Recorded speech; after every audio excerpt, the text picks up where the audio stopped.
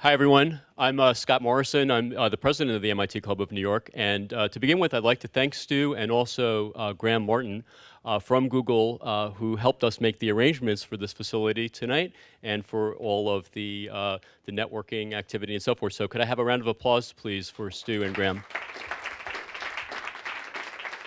Thanks. So to continue with tonight's program, I'd just like to introduce our speakers. First, Cecilia de Oliveira served as Technology Director for MIT's OpenCourseware since 2002 and was responsible for planning and support of the initiative's technical infrastructure, including software, hardware, networks, and technical standards used in the production and delivery of MIT course materials to users around the world. She was named Executive Director of OCW in September of 2008 with responsibility for overall online courseware leadership. Prior to her work with OCW, she co-founded and served as Vice President of Operations for SupplyWorks, a service provider for internet-based manufacturing e-procurement.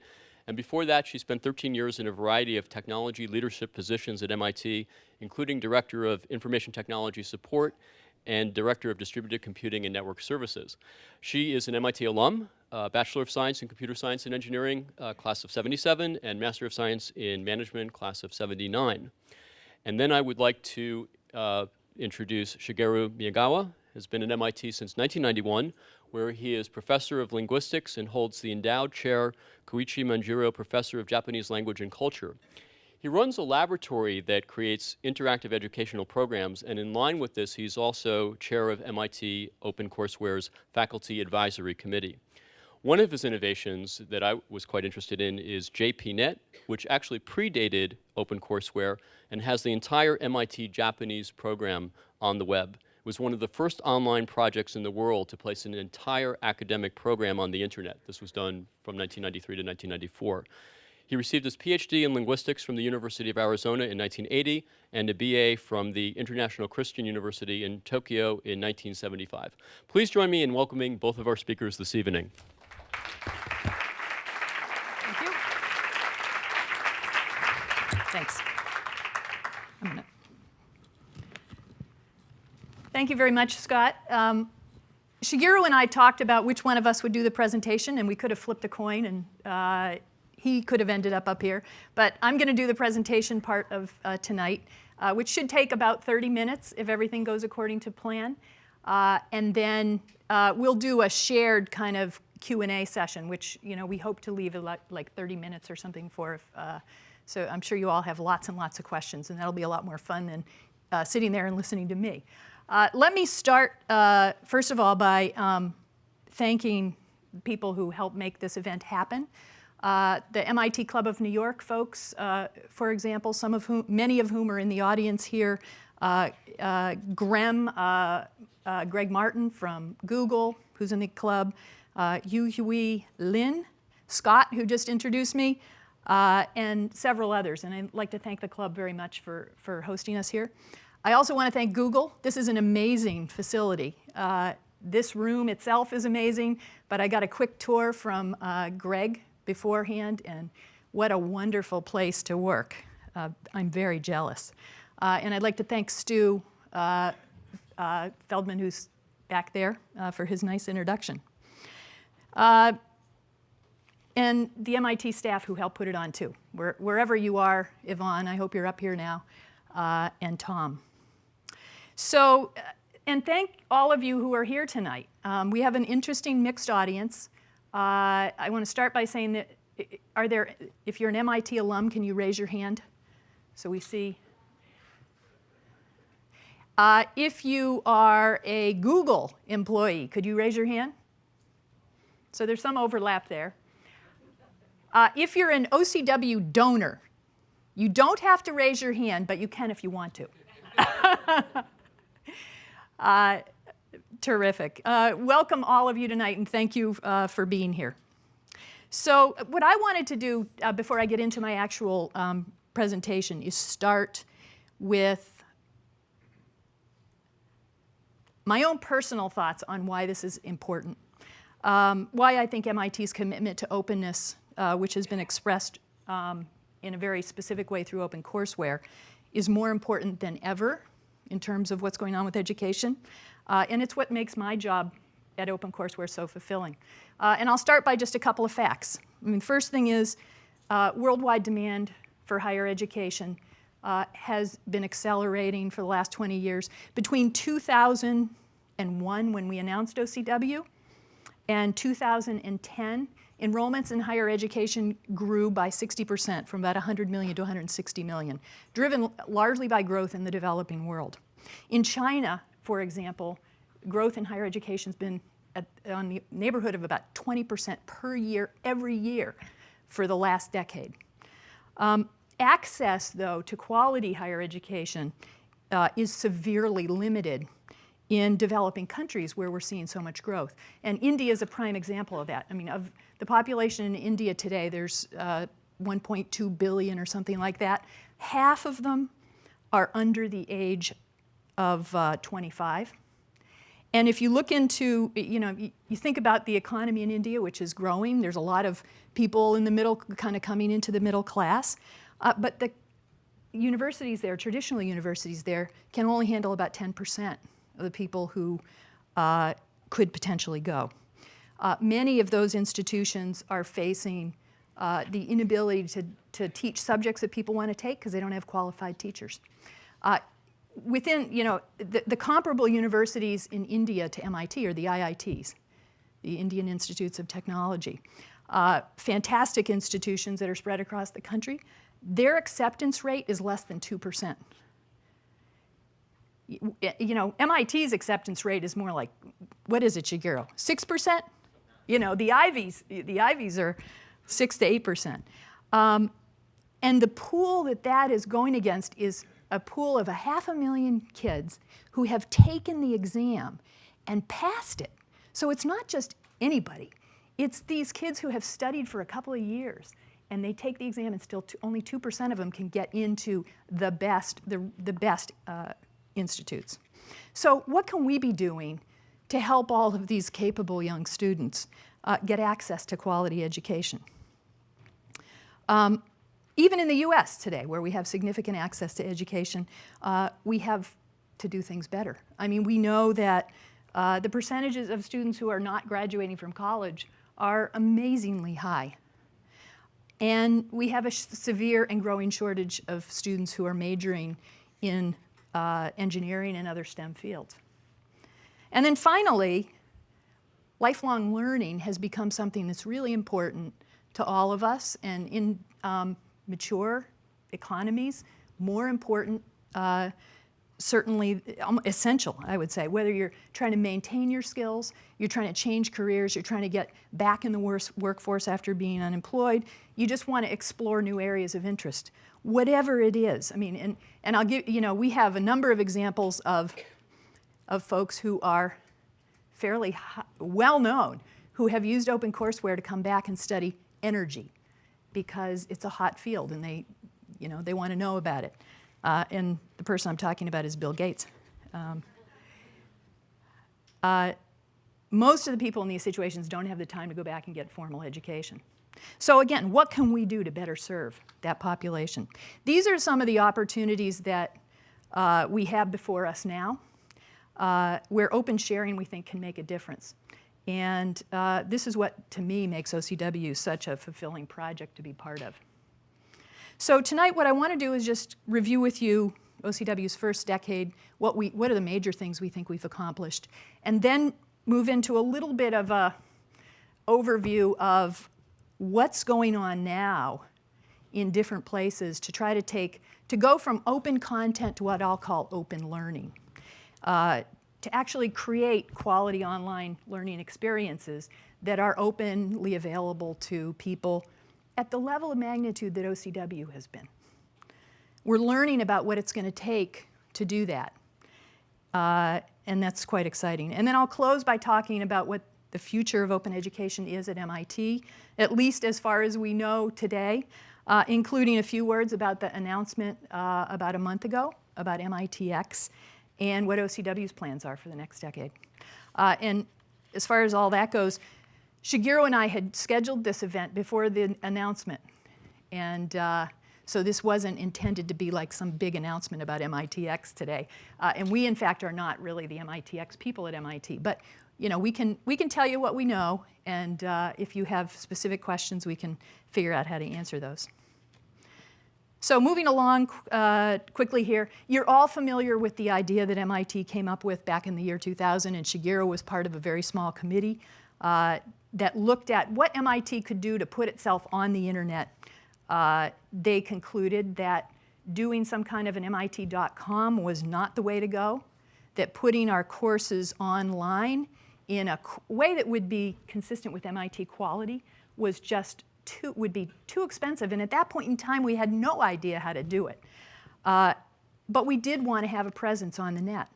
And so the idea that they came up with was, let's just give all the materials from our existing courses away. Let's not do anything special, let's just put them all up. And that was the very simple idea. But it was pretty revolutionary. A lot of people felt as though it was crazy for an academic institution to give away intellectual assets. But in fact, it's very consistent with what the mission is of MIT. And for those of you who are MIT grads, MIT's mission has been consistent for the entire time I've been there. And it's basically, and that's been a number of years. I have a lot of gray hair that I didn't have when I first came to MIT. But the mission is to advance knowledge and to educate students for to serve the nation and the world. And so doing something like OpenCourseWare is just absolutely consistent with the mission, and I think the committee that came up with the idea drew heavily on the MIT mission in terms of the idea. And as Susan Hockfield, our current president, says, OCW really expresses MIT's goal of advancing education through a global community. And so if we look at the goals of OCW, number one, it was to help educators and learners by sharing our materials. But the second thing was to encourage other universities to do this. Our idea in the beginning wasn't that people would just take MIT courses and adopt them everywhere. I think some people initially had that misinterpretation that somehow we were trying to take over the world of education by enforcing our approach. But our idea was basically to set a model. And the model would be based on this idea of openness and advancement through sharing of ideas, sharing of knowledge. And I guess what we didn't say at the time, but what was certainly very much discussed behind the scenes, was that by encouraging our faculty to put their materials online, that it would, I won't say force them, but it would encourage them to take things and dust them off and update them and make them look better because it was going to have their name on it. So you all know, OCW doesn't provide online courses. We provide the material that comes out of classes. And that repository, if you want to think of it as a virtual library of course materials, has grown and grown and grown. We have materials of all different types. We started with largely text-based content, and over time, as it became clear that video was really, really popular and helped people really understand the content better, we've put resources into video lecture capture. But we basically take whatever the faculty give us. There's a lot of variety in the course materials we provide. Some courses have very little. Some courses are extremely rich with material. And that's really a function of several different things. Intellectual property issues is one of the big things that we face. If it's property that isn't owned by MIT or the faculty member, we really can't publish it. But there are also faculty preferences that come into play. Some faculty want to publish everything. Others don't. And the type of course. We've found in the humanities areas it's very difficult, especially in seminar type courses, to really put those online without any interaction. The materials themselves really aren't that useful. But we do what we can do. Everything is available, and this is a critical part of what we do. We're not just putting stuff up for people to look at for free. We're putting it up with an open, what has now become known as Creative Commons license, which allows for the legal reuse, redistribution, copying, basically do what you want with a few restrictions. And one of the major ones is non-commercial. We were one of the first major institutions to adopt the Creative Commons license. It's now widely used, not just in education, but in a variety of fields. So we began publishing our courses in 2002. As Stu said, this is an ongoing operation. We have people that are back in the offices as we speak who are working on publishing our next set of courses. We now have 2,100 courses online. We have hundreds that we've taken offline and archived. This is something that MIT has committed to keep running into the future permanently. Okay. The costs of OCW have always been an issue. People have said, how does MIT pay for this? The operation costs about $4 million a year. It's paid for through these various revenue streams, individual donors. We have an amazing annual fund with the kind of program where people make online donations. Last year we got nearly 2,500 donations that way. And they range from $1 a month to, somebody actually did an online donation of like $50,000 one time. That was pretty amazing. We also have corporate sponsors. We have foundations that give us money, typically for projects to do enhancements to the site. We have a small amount, we're trying to grow this, of revenue from places like Amazon, referrals, ad revenues, and that sort. And then MIT sort of makes up everything else, which right now is about half of our costs. So we have a global audience. I think the MIT community continues to be amazed at the numbers of people that come to our website. We're the most visited website at the Institute. We now have between 1.5 and 2 million visits a month.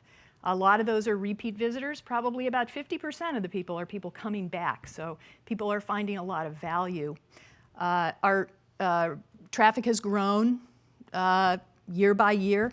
Last year we reached almost 19 million in visits total. And as you can see from the chart up there, there's an awful lot of traffic that comes outside of North America. The MIT traffic is a very small part of traffic to our site. The areas like East Asia, China, Korea, end up being about 20% of our overall traffic. That's been pretty consistent. Now, these numbers don't include offline ways that we distribute our content. We have a mirror site program where we take content and distribute it on hard drives. We have about 300 sites around the world that run OpenCourseWare on a local server that way because of internet bandwidth issues.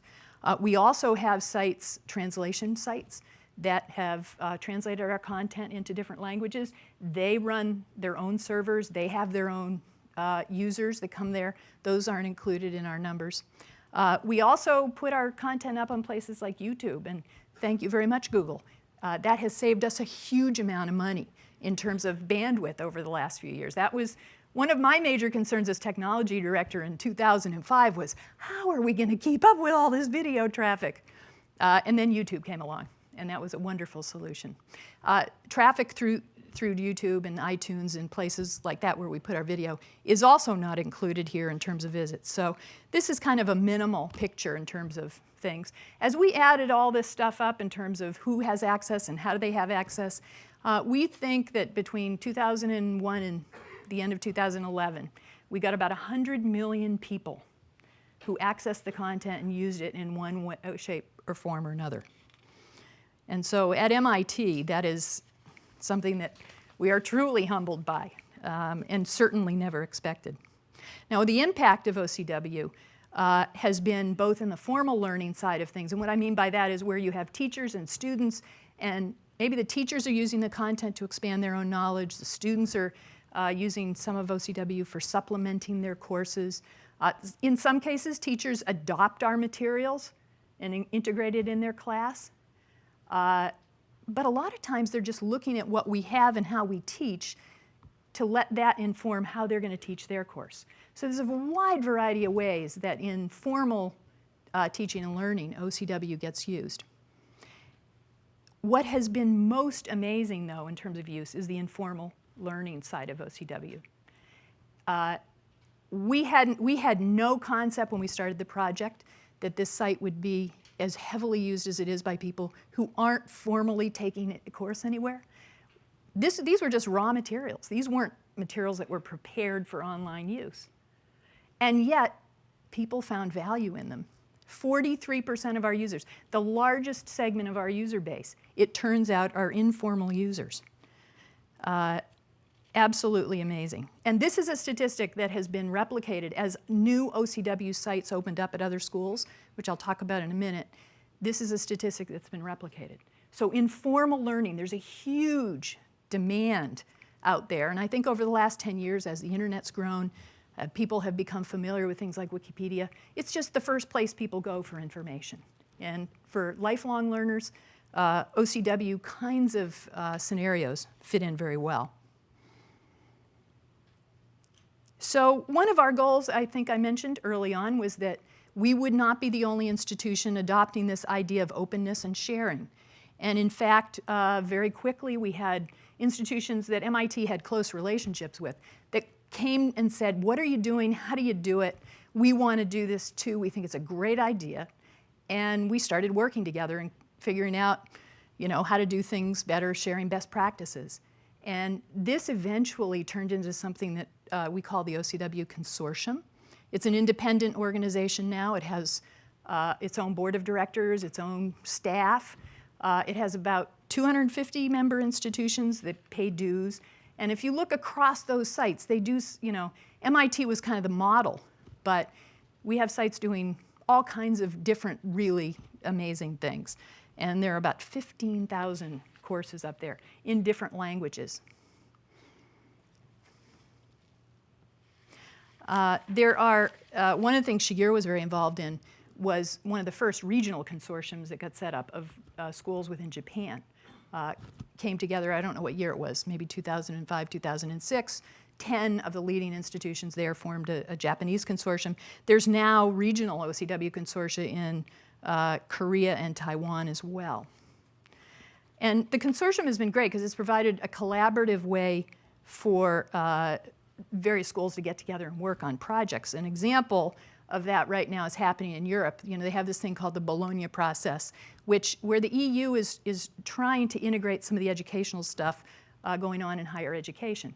And one of the things they're trying to do is something called student mobility. So it's easier for students to move from, across borders and from school to school.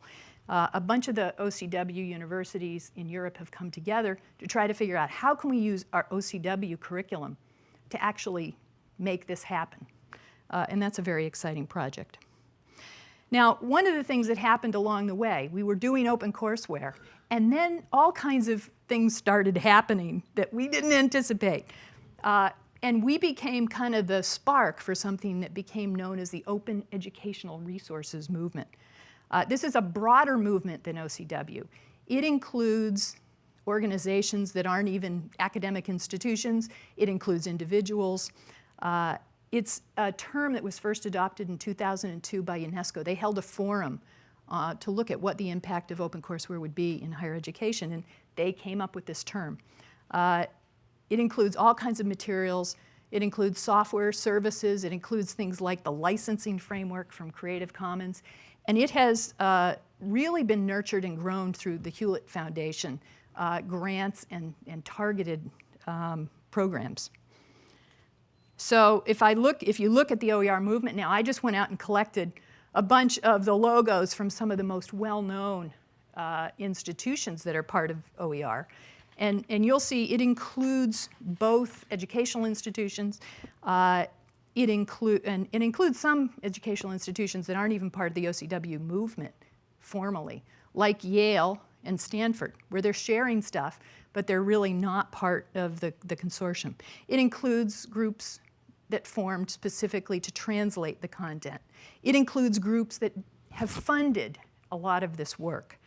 It includes some are strictly policy-making institutions like UNESCO. It includes some for-profit companies.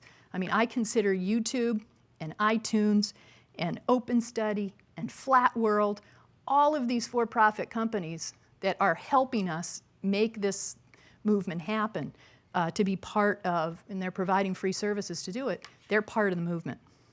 There's NGOs like the African Health OER Network. There are small entrepreneurial startups like Peer-to-Peer University. And it goes on and on and on. It's a very fertile time. Within the US, a lot of this OER energy has been focused on things like the cost of textbooks and what can we do with open resources to drive down the cost of textbooks. And so we have Flat World Knowledge, and we have an initiative in California to develop free and open textbooks. The state of Washington invested in the development of 80 open courses, which are largely trying to do away with textbooks. And finally, in terms of the movement, there's national governments like India, like the Netherlands, like Korea, who are actually incorporating the idea of open educational resources in their national education policy. So we've accomplished a lot in the last 10 years. I mean, if you step back and you look at where we've been, we've helped millions and millions of learners. And as I said, I mean, in an environment where a large portion of the world's population doesn't have access to quality higher education, and when lifelong learning is becoming a larger and larger demand, OCW has been an answer in some ways. We've supported educators. We've helped high school educators develop better understanding of math. We've helped other educators who are trying to figure out, they've got to teach a course for the first time, how should they do it? This was our primary target, and that is absolutely one of the things that we have fulfilled. We've supported flexible lifelong learning, whether it's a working professional, it's a non-traditional student like a homeschooler, it's someone who has had a lot of trouble working in a formal classroom but finds it a lot easier to work online at their own pace.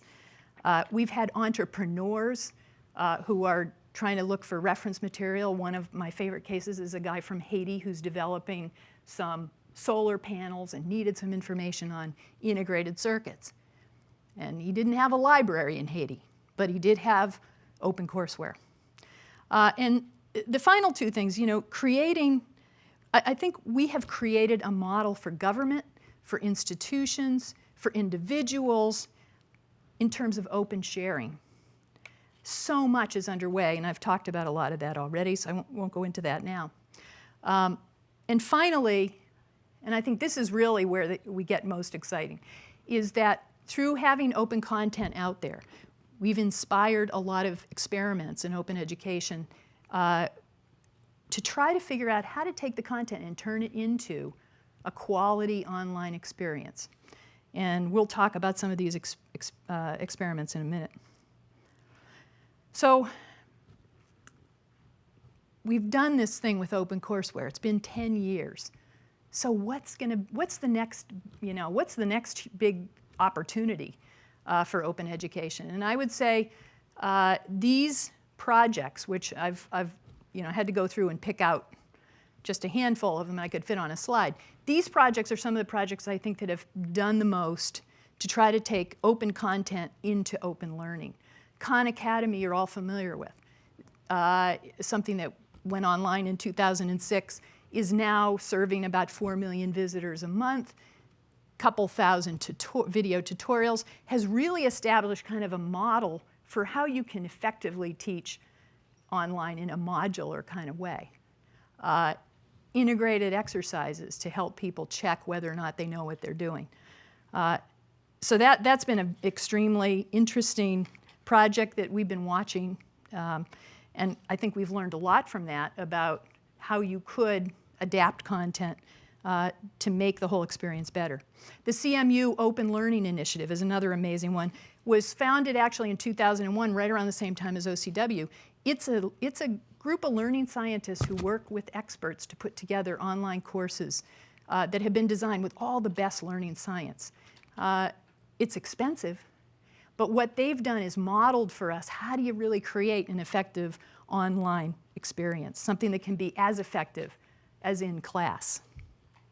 And that means what we've learned from them is assessment.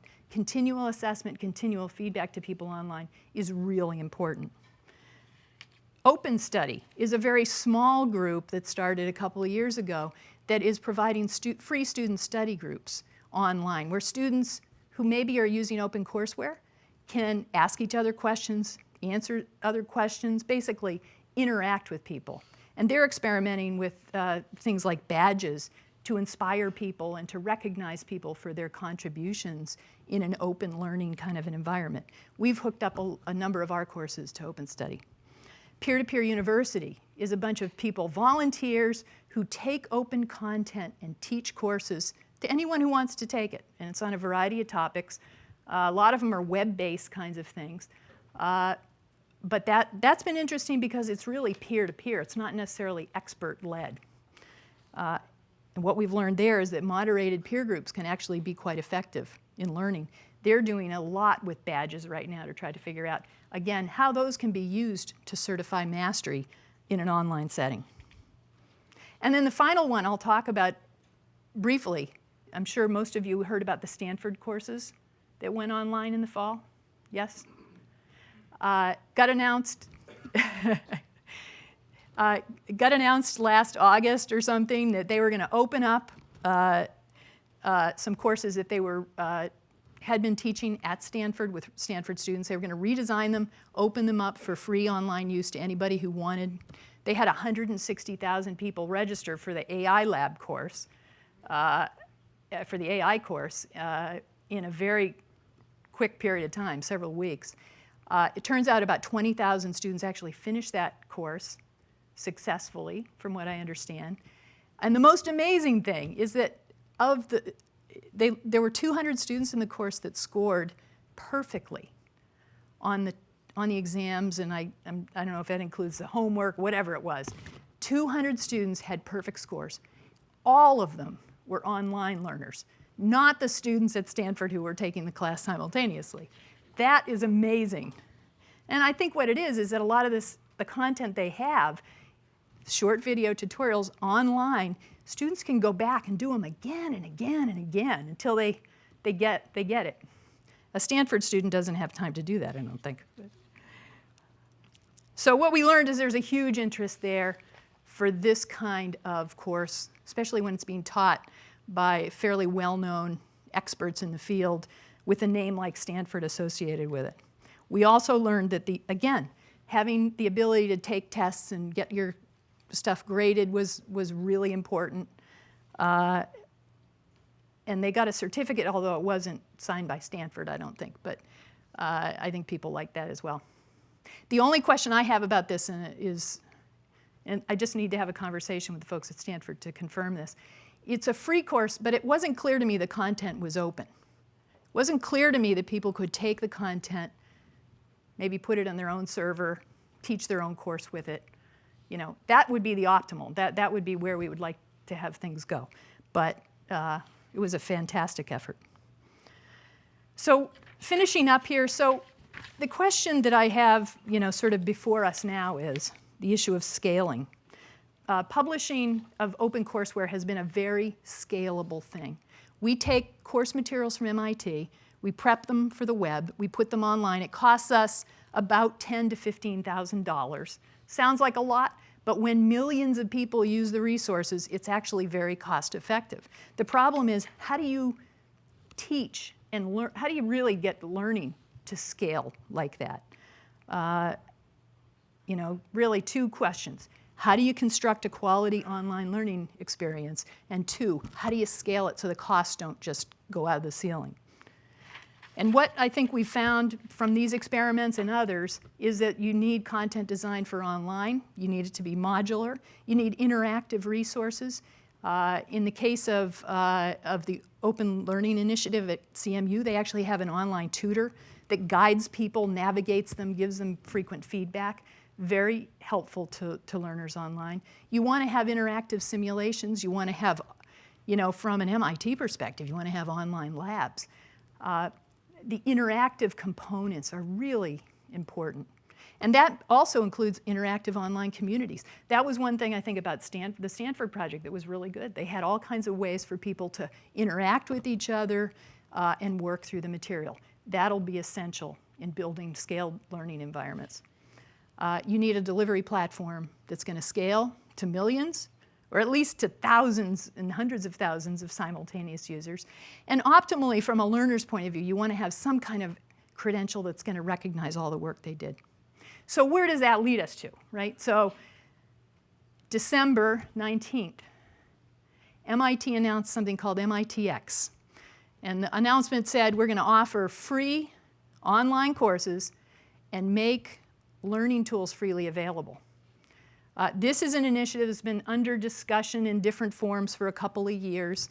The announcement was made at the end of the year for a number of different reasons. Work is underway now. There will be some initial pilot courses launched this spring at some point. The project is being led by our provost.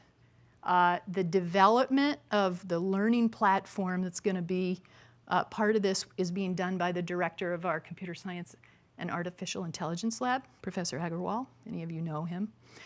The components of this that have been announced are very much in line with what I went through when I said, what would it take to really scale and create a quality online experience? It's going to have self-paced materials, very modularized. There's going to be interactivity built in, both in terms of the learning resources as well as a virtual community. There's going to be some automated assessment of the work, so you don't have to have TAs grade things. You're going to have automated ways of doing that.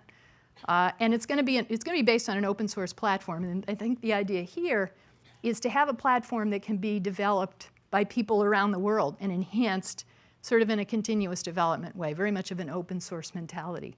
And then the big thing was they're going to offer something that's called an MITx certificate. It won't be an MIT credit, won't be an MIT certificate, but it will be something that is a credible, verified in some way certificate that says you learned what the course taught or what the subject taught.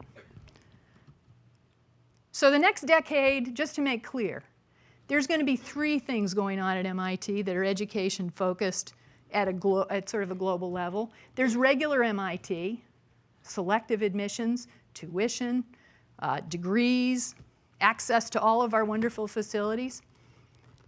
Maybe we'll have online courses as part of that. We'll see. Number two, OCW will continue as it is today, which is providing MIT course materials openly for people to use, free and open access, continuing to update.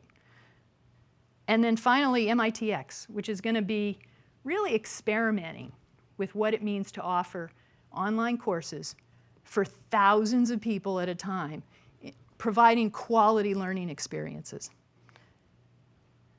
So those three things will exist going forward. OCW's next decade, I can talk about, because I'm responsible for that. I'm not responsible for MITx. And what I can tell you is we're going to continue to enhance our content. Video is going to become more and more of what we do. As faculty adopt different kinds of video formats, those will be incorporated within our publication. We want to grow our learning communities. We have learning communities set up through OpenStudy. We want to figure out ways to really grow those and make those work. We'll be sharing OCW more widely. We've done it through YouTube and iTunes and other places before. We think there's a big opportunity, say, with Wikipedia, taking some of our content in short form, integrating it into Wikipedia articles to get it out there. We've got to figure out what our mobile strategy is. And then we'll continue to do what we've done for the last several years, which is targeting groups that user groups within OCW that we think are really important, whether it's high school students or teachers or self-learners, and trying to figure out how can we adapt ever so slightly what we do to present the materials in a way that's more accessible and easy to use for those specific groups. So that's basically my presentation. I just want to, let me close by saying, we'll get to that, they say that a journey of 1,000 miles starts with a single step. And certainly with OCW back in 2001, we took a step. And what we have been on is a journey that had a lot of surprises along the way. I don't think anybody here or at MIT could have predicted what the impact was going to be of OpenCourseWare or where we would be now in 2012 announcing an online course initiative. With this announcement, I think we've started a new journey in open sharing. And so all I can say is stay tuned. The adventure continues at MIT. Thanks very much, and let's have some questions.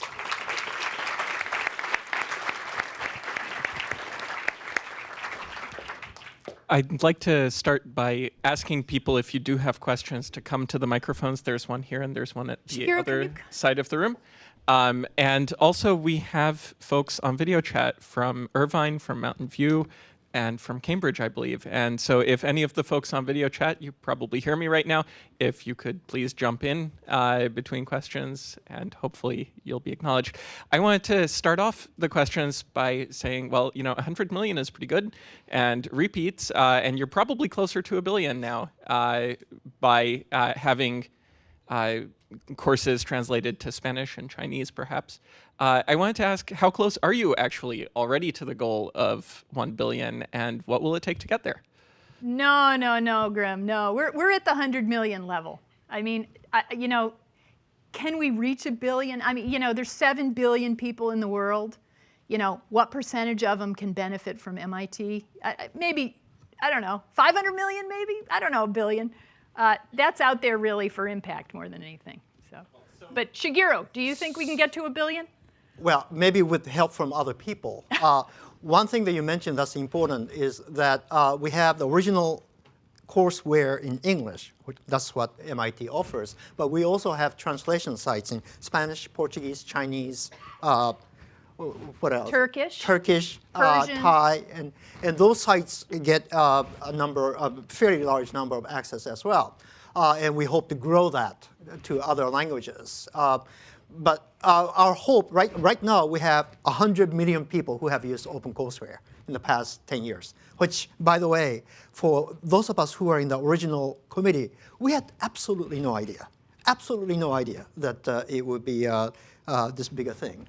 But our hope is to go from 100 million to 1 billion. And to go from here to there, very clearly, we need to collaborate with other people, hopefully such as Google, to help us to get there. Hand editing things like Wikipedia is one way to get things, but to do things, to have things found more easily, particularly since you've got so many institutions, some sort of metadata would be very helpful for finding it. Are you developing some sort of standards for the metadata so people can find and put together, courses of program that make sense for them across multiple institutions? Well, that's a really good question. We've done very rudimentary things. I mean, certainly within OpenCourseware at MIT, we have lots of metadata on our courses down to the resource level. We've worked at the consortium level on some search tools. So if you go to the OCW consortium site, there's actually a search place where you can search for courses across all of the institutions. And those work marginally well. I mean, what we're dealing with is a bunch of academic institutions that don't have a lot of resources, and we would love to have people who are experts help us with this problem. We do the best we can do. So, but it's a big issue. I mean, even just on the OpenCourseware site at MIT alone, I'd love to have help on our search. Yeah, quick question. Could you give me the website for your Japanese material? It's, well, you can go to OCW. It's ocw.mit.edu. That's the general site. And on the left side, you will see different schools. And my materials are under School of Humanities, Arts, and Social Science. And if you go to foreign languages section, you will find Japanese and Chinese and Spanish and so forth. Okay, now the key one was ocw.mit./edu. No. .edu. .edu. Chances are Google will find it for you. Type in OpenCourseware Japanese, and it'll probably lead you there. There we go. All right, so when we're talking about a formal course of study, you earn a degree, or you earn, in the case of, let's say, MITx, a certain certificate of accomplishment. And that has a very clean demarcation of learning. In the case of, as you said, the plurality of users are self-learners, what metric are you using to define learning? Maybe you could elaborate on that and how you might be able to use that as a way of, shall we say, tuning the output from OCW and various other, the more general OER space. That's a great question. And really, I mean, we have our evaluation program includes 3 different pieces. I mean, there's our web analytics, which is what gives you the gross numbers of, where people are coming from and how many visits a month and all that. We also do, on a regular basis, surveys of different target populations. We always do some kind of major user survey every year. And through those surveys, we find out who people are and how they're using the material. And we typically go into that with a very constructed kind of evaluation tool to get at how are they using it, what were the outcomes, and that sort of thing. It ends up that, we publish that data. It's not like we have a before and after case that we can build that says this person started here, they did OCW, and this is where they ended up. That's just a limitation of being in the kind of world that we're in. I think MITx is going to be able to do a heck of a lot more because you'll be able to evaluate students on the way in, and you'll be able to evaluate students on the way out, give you a lot more real learning data. But we try to do what we do with surveys, and then we actually go out and interview. We do interviews, in-depth interviews, with a select number of people. And those end up being more like case studies. Okay, so just generally though, based off of the surveys and the feedback that you've received, of let's say the 43% of people who are self-learners, what proportion of them are, shall we say, developing comprehension as opposed to just looking up information? A lot of it is reference uses. People who are working professionals, the typical thing there is they're trying to enhance their skill in a particular area. They come to the site, they look for a specific kind of course, they pick through it, and they figure out, okay, here's the couple things I want to learn. They don't necessarily come and go through an entire course. Now self-learners are all over the place too. We also have self-learners who I would say a typical high school student who may not have access to, say, AP Physics in the high school they're in, but they want to take it, and their teacher says, hey, Walter Lewin teaches a wonderful course on OpenCourseWare, just go watch his videos. And we've had people who said they did that, they aced their physics course, they aced their SAT subject tests, and they came to MIT. So it's a whole range of things. I don't think, that's about all I can say. Well, thank you. Yeah. Hi. So clearly OCW has had a lot of really great impact on a lot of students out there who are trying to learn things or people who are just trying to better teach things. Could you maybe talk a little bit about what impact OCW has had on MIT and whether OCW is doing or could be doing anything to sort of give back to the professors who are contributing content and the MIT community? Yes, thank you. So when we first proposed OCW, we had in mind the rest of the world. And we did not really think about how it might impact the institute's education. But as we got into this, within just a few years, we realized that there's a whole set of benefits that we get. So for example, right now, about 90% of our students, MIT students, use OCW. How are they using it? They're using it not only for their own course, but they're looking at the OCW sites of courses that they might want to take a look at, to take. Professors are using OCW site to advise students on courses that they might want to take. 84% of faculty members are using OCW.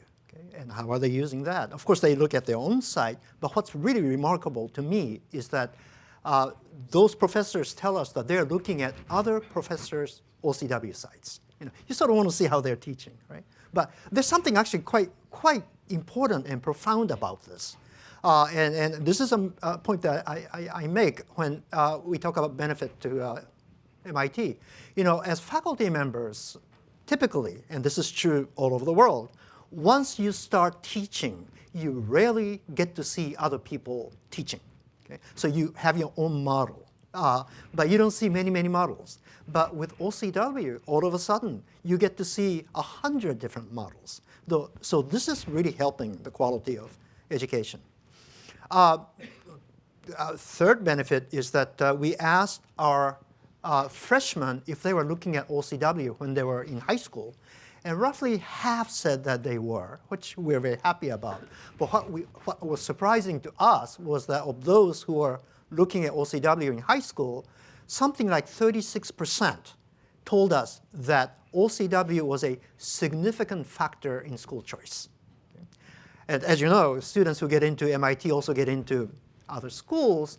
And of course, the primary reason is that they want to study computer science and biology and so forth. But OCW played a significant role in school choice. Thank you. Can I just add quickly that alumni make a large use of our site too? So 50% of alumni look at the OCW site. Hi, I'm a proud OCW participant taking a course right now in computer science with you guys, so thank you. I actually wanted to start with a quick quote from Kevin Kelly. He was a co-founder of Wired Magazine, and in his book, What Technology Wants, he was actually writing about e-readers, but he wrote, when we think about new technologies, our immediate tendency is to imagine the new thing doing an old job better. That's why the first cars were called horseless carriages. The first movies were simply straightforward documentary films of theatrical plays. And it took a long time to realize the full dimensions of cinema photography as its own new medium that could achieve new things, reveal new perspectives, do new jobs. And I think that it seems like the first phase of OpenCourseWare, where we're simply putting the lectures online and allowing people to come and enjoy them much as they would in a traditional environment, is almost like that horseless carriage phase. And it's very exciting to see things move into this new phase where MITx is going to be offering its new courses online.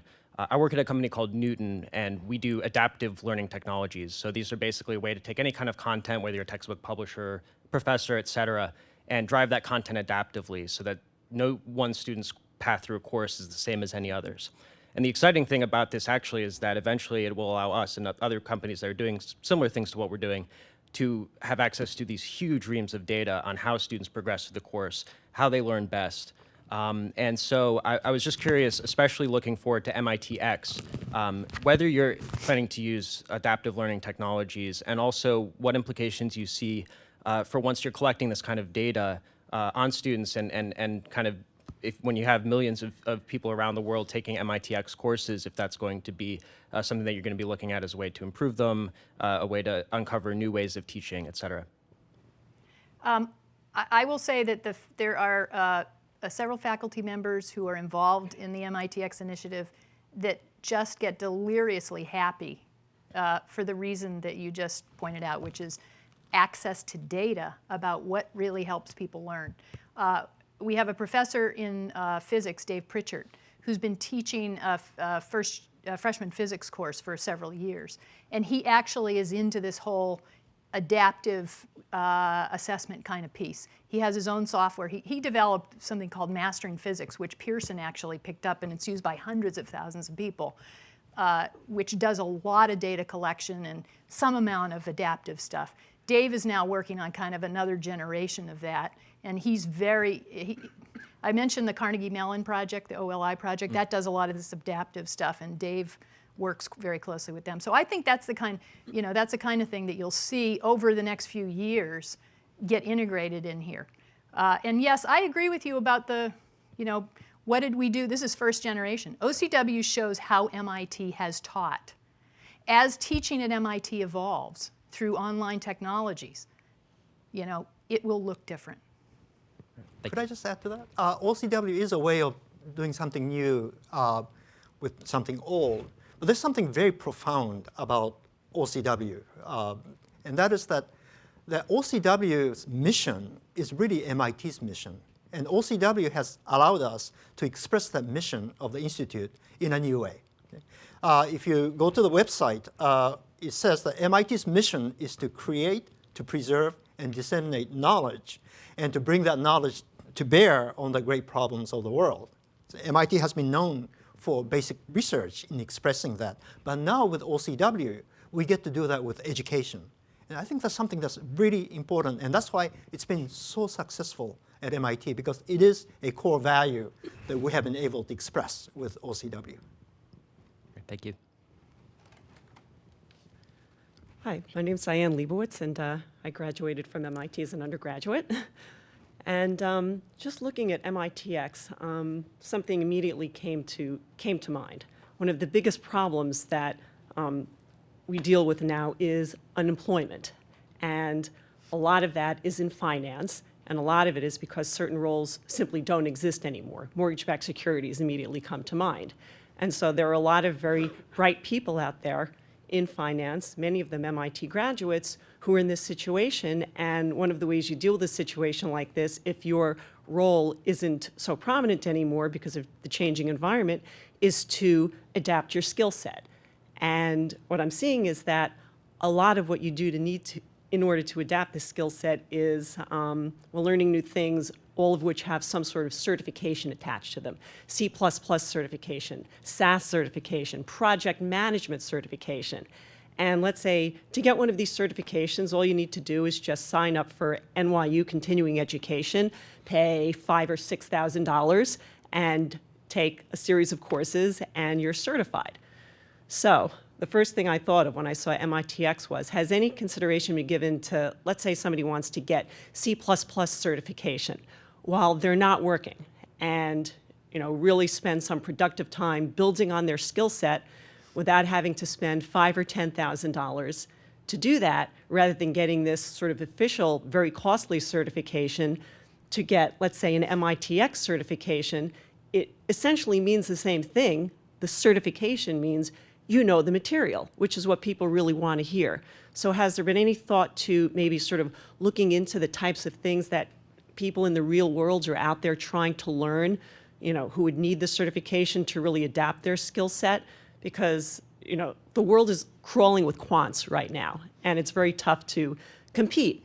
And one way to compete is to learn some of these skills if you're coming from finance, some of the more technical skills that you might not have needed before, because what you were doing before, let's say, was very proprietary. But now you need, C or SAS or MATLAB or R or whatever. Has any thought been given to sort of addressing that population? Yeah. What's So being talked you're about? hitting at exactly why we have to do this open learning. Right? Open learning is exactly what you see, what Stanford did with the AI course and what we intend to do with MITx. And that is that, exactly what you said, that skill sets are changing, and they change, according to some people, every 5 years you have to reboot.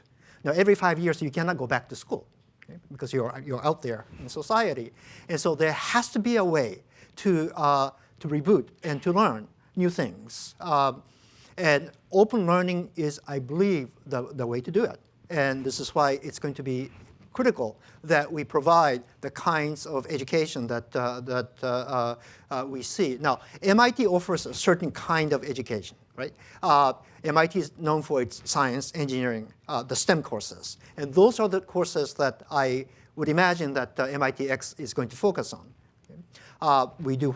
We offer what we do best.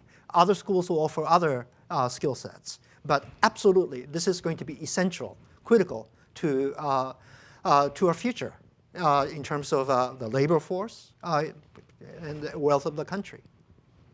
Okay, great, thank you. Hi, Andrew Bine, class of '87. This has been great, and the benefits are very clear. I'd be very curious to hear if there have been discovered costs, especially with a third new way of educating coming in. What costs have occurred and been anticipated, not in dollars, but in terms of education? I'll give you an example. If you're in a classroom where there's a video on, it's a different classroom experience than if you're just there with your fellow students and a professor. It may be a better experience, I'm not sure, but are there scenarios that you've looked at and policies you've developed to deal with conflicts among the three different ways of providing courses? Well, within OCW, I can speak, that we don't bring cameras into a classroom if it's going to disrupt the learning experience there. We tend to, there are a lot of classrooms at MIT now that have cameras that are built in, just like this room has cameras that are built in, and you just don't notice it. So that's why for seminars, it's really hard, because we're not going to bring a camera into a seminar because it's going to create an artificial situation. So that, just to answer that specific question, are there other costs? We try to minimize faculty time. We try to keep faculty time to 4 or 5 hours for an OCW course. We do all the work. That's why we cost $4 million a year. So we've tried to avoid the impact on the existing MIT educational program. To what extent could MITx or OCW actually be used as a platform for innovation with the possibility of self-learners contributing back and perhaps solving some of the problems that even MIT hasn't solved yet? I think that's yet to be seen. MITx, we'll have to see how that evolves and how broad and sweeping the goals are. I do believe that you're going to see a much more of a focus on community contribution and community participation than we've been able to deliver in OpenCourseWare. I mean, there's a lot of resources that are going to be put into the development side of MITx to create the kind of platforms that would allow that kind of interactivity. We're seeing a little bit of it in OpenCourseWare already. So I was talking to a professor from chemical engineering who had launched a new course, and he needed some pieces of programming. And he went on OpenCourseWare and found what he needed in another professor's site. And so he got the approval and used it. So there are things like this happening. We don't get to document it, but OCW does have that kind of dynamic built into it as well. Hi. I was wondering what sorts of things are decided sort of within the coalition, the OCW coalition, and how you kind of get decision making to sort of take place, and if there's anybody who has any kind of authority, or if it's just kind of group decisions. I'm just curious about that part. It's a very loose consortium. I mean, there's a board of directors, but the board of directors is really responsible to the membership. It's a membership organization. There are projects that get spawned. There will be some interest group in metadata, for example, and you'll bring together technical people from around the consortium, and they might come up with a standard. We had a group that got together several years ago to look at best practices in what's called fair use under copyright law, and to actually write a document together that tried to articulate policy, not policy level, but what our practices would be in terms of using fair use in our content. But it's not like a group that has any power over any of the institutions. It's really a membership organization designed to help the members on whatever the problems are that they have in common. So I apologize for what might be a naive question, but when I think of things like OpenCourseWare and the OER initiatives, I naturally think of the impact it would have on the cost of tuition. So there's been a lot of talk lately about increasing cost of tuition, bubbles in tuition, things like that. I'm curious if you can talk about how you think the various initiatives, OER, OCW, as well as MITx, could potentially impact that in the long term. Is it, yes, it could impact it in a very dangerous way, like really affecting institutions. Maybe it'll bring it down a little bit, but not significantly, or they're two completely different things. MITx is really addressing people, trying to do continuing education and things like that, and existing tuition policies are a completely different bucket, and there's no reason to worry about the two interacting. Ooh, that's a hard question. I can tell you that in the discussions that I've heard at MIT about why are we doing MITx, I've never heard someone say, we're doing it because we've got to deliver education more cheaply. That hasn't been part of the whole equation. It's been, can we scale it to like a lot of people?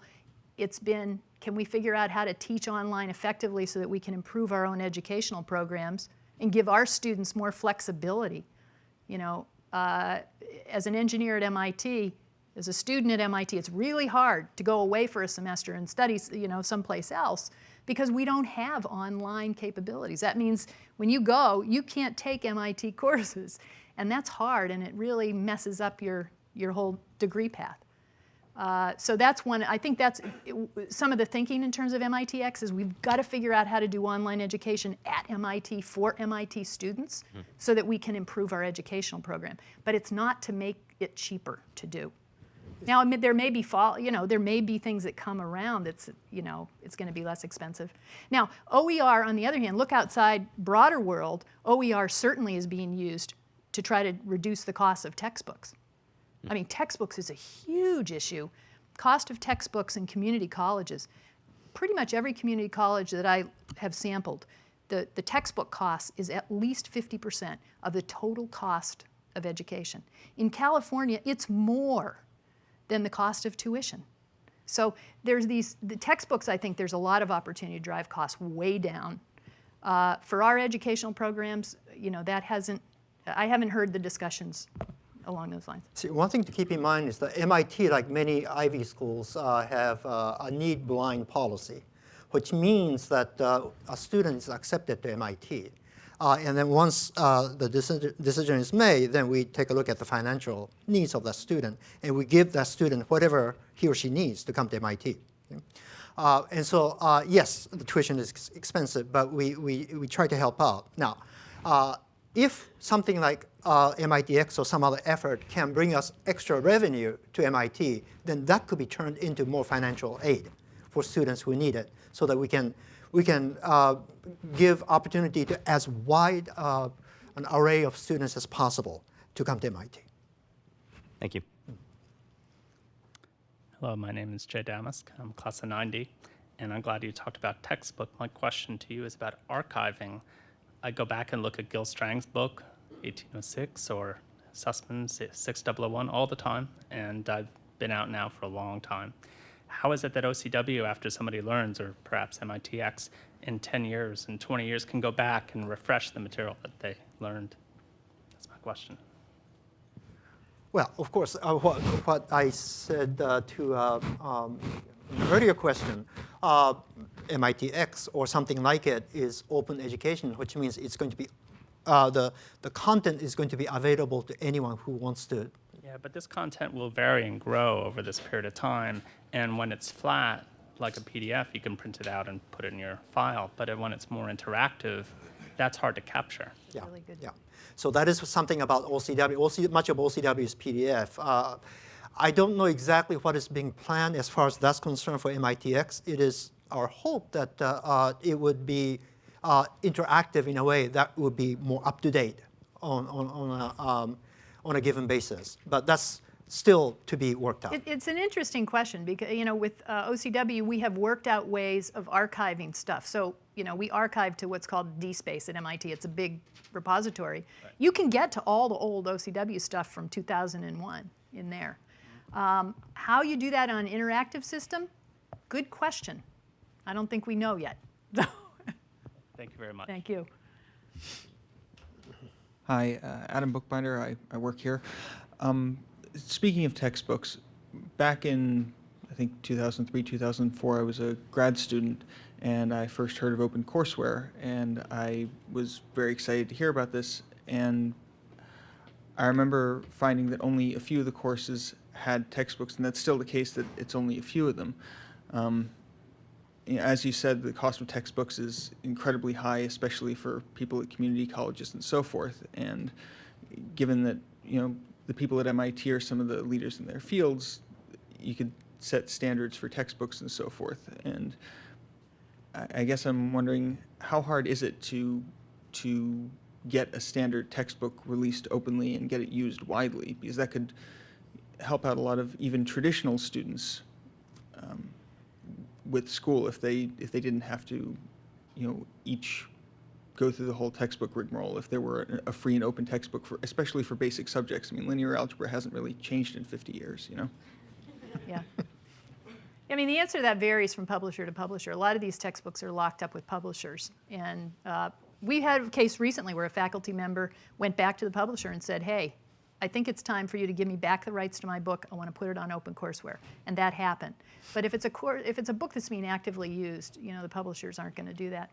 On the other hand, we have something called OCW Scholar courses. We're building 20 foundation level courses, first-year courses in math, physics, biology, computer science. And what we're trying to do there is exactly deal with this issue. We're trying to get enough notes and stuff together that effectively we have what the textbook would have. So those, we've got 5 of those on OCW now. We have another 7 coming in the next 3 weeks. And by the end of next year, we'll have a total of 20. So those will address for the foundation level, I think, the content issues. Are you signaling to me, Graham? Top of your clock. We could probably take a couple of more questions, and then we, I think, have to call a halt. This is and thank you so much. This is great. You guys are fantastic. Hi. I was wondering if you could say anything about what sort of content MITx is going to offer and whether it's going to be sort of digitized versions of current MIT classes or whether there's going to be new content. And also, what sort of time commitment? Is it going to be sort of similar to the Stanford model in that it's sort of a scaled down version of a college class, so to make it more accessible, to working people and people who are in school doing other things, that sort of thing? It's easy to answer that. Stay tuned. Okay. We're not involved in the design of those courses, and I think those decisions are being made right now, so we'll see. Stanford has been a good model. Whether MIT chooses to follow that or not, it remains to be seen. All right, so, thanks. Thanks for your question. Should add that the director of CSAIL, who is a lead on MITx, has offered to talk about this at Google Cambridge, Anand Agarwal. Hi. What is the role of a textbook publisher going forward, and what do you think of Apple's textbook initiative? Oh, I don't know if we have time to get into that, and I'm not really necessarily an expert in that. I think there's a lot of different opinions at this point in time. It's exciting from a technology perspective. It's a lot of whiz bang. I mean, these textbooks are unbelievable, but they're not open, and we're in the open world, so. Thank you. So one more. Thank you for one last question. I'm a high school educator, so I noted with interest that the high school market is something that you guys target as a potential future partner. So I really have two things I'm curious about. One is, do you see anybody currently now doing for high school what OCW has done for college level study? And two, what do you think high school partnership is going to look like for OCW? Do you have ideas what that might be? So we have a cycle, high school update for high school. Highlights for high school. Yeah. Where we've created a portal for high school teachers and students to come in. We did not change the content, but to point out where in the present OCW's content, things that are useful for high school, particularly AP classes. So we have that. Take a look. And there are many of us who do take our content, which we created for MIT, and we take it to high school. So for example, I have a course that I teach with a colleague of mine in history on Asian history, and we use a lot of visuals. And we've taken this to high schools, and we've actually trained close to 2,000 high school teachers in face-to-face workshops using our OCW site for it to be used in high school classes. Thank you. So I want to thank both of you very much for coming and sharing all of this with us. This is very exciting. I think Scott has a few words to say about upcoming events, and I invite you all to stay around a little bit after his words to chat with everyone and to enjoy the remainder of the food. First, I want to Great. thank Susan And, Shigeru for the... And once again, please Thank you. join me in a round of Thank you so applause. much. Okay, so just very quickly before the networking and remainder of the food, I just want to let you know about a couple of upcoming MIT Club of New York events. We have a social event next week. It's an interclub winter mingle on February 7th. February 27th, energy efficiency and quantum dot nanomaterials. March 1st, another event that is being put together by Yue Lin, who is our Vice President of Educational and Cultural Programs, who is responsible, her and her team responsible from the club for tonight's event. It'll be MIT Comes to New York, an evening with Professor Peter Diamond. He's an Institute Professor, Nobel Laureate in Economics, and the discussion will be on significant global economic issues of the day. So we hope that you'll join us for that. That will be held at Credit Suisse. And again, that's on March 1st. March 6th, MIT Public Service Center is the PSC, another wonderful innovation-led group doing work all around the world. This will be MIT Club of New York Professional Programs and the Hub New York City presenting the New York City's second annual launch of the MIT Ideas Global Challenge. So again, that's March 6th. March 17th, our community services will be asking for volunteers for the 2012 First Robotics Competition, New York Regional Championship at the Javits Center, again, March 17th.